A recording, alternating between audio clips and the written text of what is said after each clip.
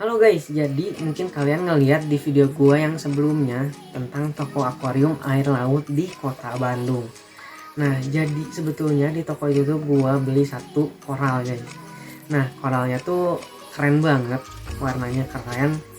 Dan nanti gua akan kasih lihat ke kalian di video-video selanjutnya. Mungkin ini akan jadi seri update koral yang gua baru beli ini. So, jadi tungguin aja pokoknya.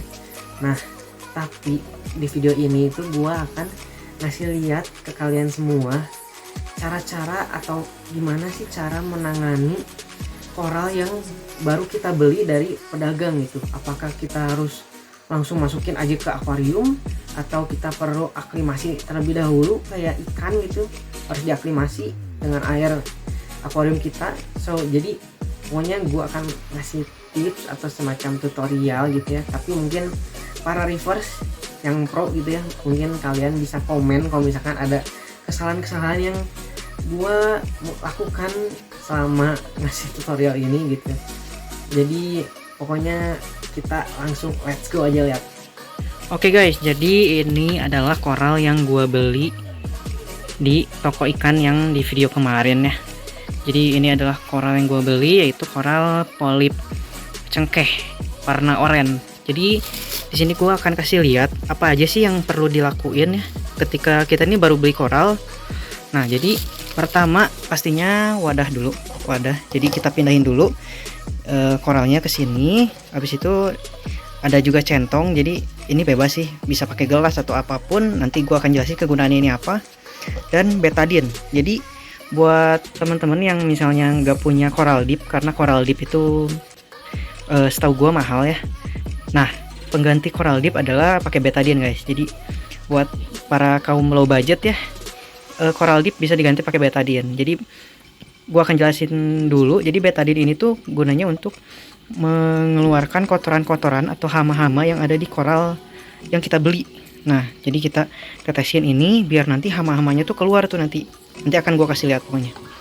Habis itu kita buka ini terus pindahin ke sini. Jadi gua akan buka dulu ya guys ya.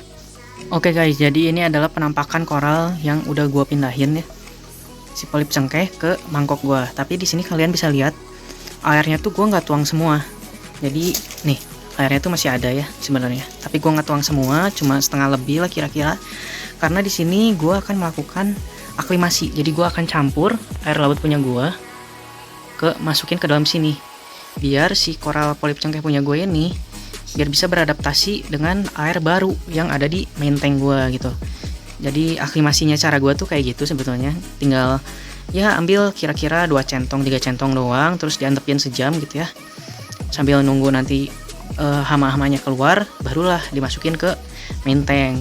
Mungkin ada beberapa yang pro reverse gitu ya, yang sampling aklimasinya tuh benar-benar setetes masuk gitu. Maksudnya dari air main tank ke sini tuh setetes gitu biar benar-benar adaptasinya tuh nggak kaget gitu. Tapi kalau menurut gua sih sejauh ini ya, aklimasi cara gua tuh ya dengan ambil secentong aja gitu, centong 2 centong, dan nggak begitu kaget sih dengan cara seperti itu, daripada langsung dimasukin semuanya koral-koralnya langsung masuk ke situ langsung tanpa aklimasi. Nah itu lebih berbahaya. Mungkin bisa ditiru juga ya cara gua ini dengan ambil secentong ya, secentong segini juga nggak akan begitu kaget lah dengan air barunya gitu. So jadi gua akan praktekin, jadi tinggal diambil aja secentong gitu ya, tong, terus tinggal dituang deh. Nah tinggal dituang, pokoknya kayak gitu aja guys. Nah mungkin secentong lagi kali ya, cukup lah. Nah oke. Karena udah hampir penuh ya, nanti takutnya kalau sekali lagi tiluber. Oke, udah dituang dari main tank. Nah selanjutnya kita tetesin si betadine ini, pengganti coral dip, biar hama-hamanya tuh pada keluar guys. Karena setahu gua di polip cengkeh ini tuh dia banyak hamanya nih di sela-selanya. Mungkin nggak begitu kelihatan kali ya kalau sekarang, tapi nanti ketika dituang ini nanti akan keluar tuh kotoran-kotorannya. So jadi kita akan coba tetes ya. Jadi tetes-tetesnya tuh gampangnya, tinggal dibuka aja betadiannya. Nah kita buka, terus kita tetesin deh, kita tetesin ke si koralnya nih, ke sela-selanya. Nah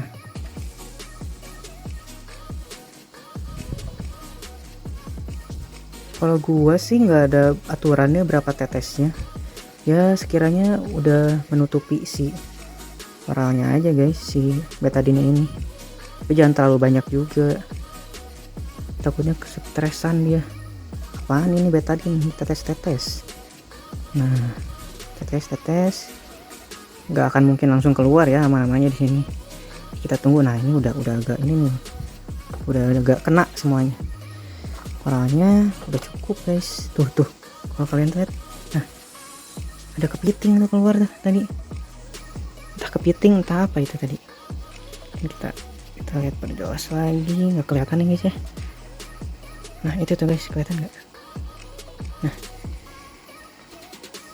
keluar kan dia, langsung loncat-loncat tadi. Tuh udah ada yang langsung bereaksi kan dengan betadine doang.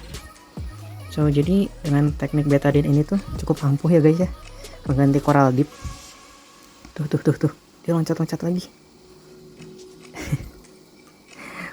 Jadi kita tunggu sekitar 1 jam. Kalau gue sih biasa 1 jam ya, atau bahkan bisa 2 jam gitu. Jadi ya gue tinggal ditinggal mandi, ditinggal makan, nanti juga kan nggak kerasa tuh loncat-loncat dia, stres kena betadine. Jadi ditinggal aja biar dia juga beradaptasi dengan air dari main tank gue yang tadi gue udah pindahin ke sini. So kita tunggu. Oke guys, jadi ini kondisi koral gua yang udah di betadinin tadi selama 1 jam. Jadi tadi tuh gua tinggal mandi, gua tinggal ditinggal makan gitu ya. Terus udah nggak kerasa udah sejam lebih ini gua tinggalin. Jadi ini tuh udah kondisinya. Jadi kalau mungkin nggak begitu kelihatan kali ya. Jadi ini tuh kotoran-kotorannya tuh pada keluar sebetulnya. Nah tapi biar memastikan biar benar-benar keluar, kita nih pakai pipet ya. Kita semprotin nih sela-selanya biar memastikan si kotorannya tuh benar-benar keluar gitu loh. Nah, kita semprotin sela-selanya biar benar-benar memastikan kalau pada keluar gitu si kotoran-kotorannya itu. Oke, ini semprot doang tuh pada keluar tuh kotoran-kotoran kecil-kecil. Itu biar koral yang masuk ke dalam tank gua nanti benar-benar bersih guys, tanpa ada hama, tanpa ada aiptasia juga. Nah tuh si kepiting keluar, semprot terus. Oke, make sure pada keluar semua ya. Nih ini kotoran-kotoran yang nggak kepake gitu. Oke, udah disemprotin semua, tinggal kita masukin ke main tank. Jadi ingat ya guys ya, untuk air akuarium itu tuh nggak boleh dibawa masuk ke main tank kita ya. Jadi air akuarium ya yang ini terus yang itu juga nggak boleh dibawa masuk ke akuarium kita, karena ya kita mencegah takutnya ada hama atau kotoran apapun gitu ya, yang nantinya masuk ke main tank kita gitu, ke main tank, terus nanti malah jadi crash main tank kita ya, jadi hancur, jadi harus ngulang lagi sebulan ntar. Capek kan, makanya kita harus apik banget. Nah terus kita ambil deh. Nah kita ambil, sebelumnya maaf mungkin dulu deh apa bayangan dari gua. Nah kita celup-celupin dulu ini ya, celup. Oke, habis itu kita angkat, kita celupin lagi ke yang kedua biar benar-benar memastikan betadine dan kotoran-kotoran itu pada keluar semua, benar-benar clean. Benar-benar nanti yang masuk ke akuarium kita tuh benar-benar mantep lah pokoknya, bersih tanpa ada aiptasia ataupun hama-hama yang merugikan. Oke, jadi ini kondisi polit cengkeh gue yang gue beli dengan harga 90.000. Jadi gue akan simpan di sini nih. Jadi ini kita pindahin dulu sebentar, kita masukin dulu sebentar di sini. Oke, kita pindahin dulu karena jadi ini tuh yang skimmer punya gue ya, dia tuh kan nembaknya ke sini nih arusnya. Nah kalau gue simpan polip cengkeh di sini nggak bisa guys, karena dia polip cengkeh itu ya sebisa mungkin arusnya jangan yang terlalu kencang. Ini kencang banget nih, tuh lumayan ini nyorot. Nah kalau dia masih boleh karena arus yang kencang, so jadi kita pinin aja dia. Oke. Maaf ya guys, ini apa kondisi koralnya itu lagi pada nggak mekar karena ini tuh gue take-nya tuh malam, benar-benar malam jam 7 ini di Bandung. Oke, jadi kayak gini aja. Bentar, agak majuan dikit kali ya. Nah gini perfect kan, good. Sebenarnya koral itu nggak boleh dipindah-pindah guys, karena ketika dipindahin pasti dia itu kan adaptasi lagi dengan kondisinya, dia nanti ngucup lagi. Tapi kalau untuk yang nanasan ini sih dia is okay sih, dia kuat sih. Oke, udah cukup tuh. Ini tuh dia stres tuh sampai lendirnya tuh keluar, kerasa di tangan tuh karena dia stres, dia dipindahin. Tapi ya demi kebaikan dipindahin. Terus kita ambil lagi polip cengkehnya. Oke, aduh agak susah. Nah ambil. Buat kaliannya yang para pemula mungkin bingung ini tuh apa sih yang tatakan ini, kok kayak semen, kayak piring gitu. Ini tuh jangan dilepas ya sebisa mungkin, jangan kalian copot-copotin gitu. Begitu beli kalian copot-copotin si ininya, koralnya dari si semen ini, karena ini tuh buat apa ya, biar nggak ngapung gitu loh si koral kalian tuh, biar tetap diem.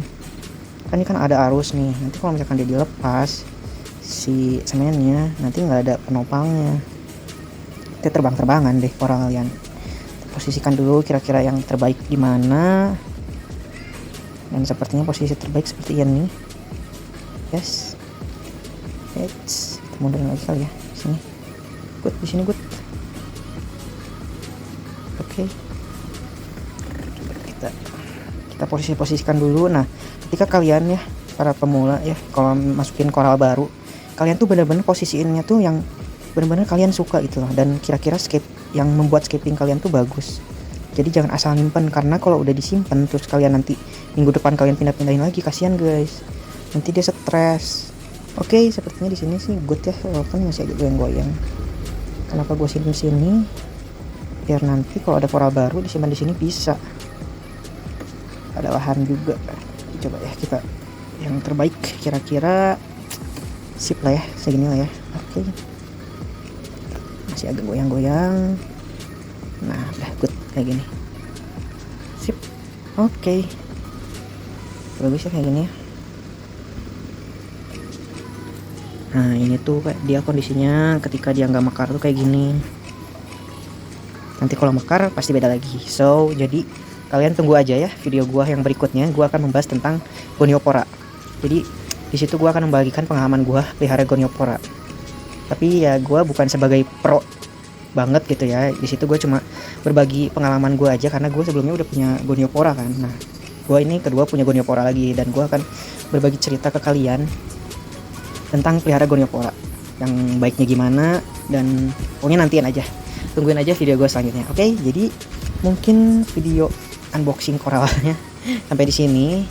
Ini oh ya tadi gue belum sebutin kan ya, ini harganya 90.000 guys, karena lebih bagus tampil apa ya, dari modelnya, dari warnanya. Nanti gue akan bandingkan nih punya gue yang ini nih, polip cengkeh yang ini dan yang terbaru, kelihatan banget bedanya. Oke, pokoknya tungguin aja video gue selanjutnya tentang polip cengkeh. So jadi sekian video gue kali ini, bye bye.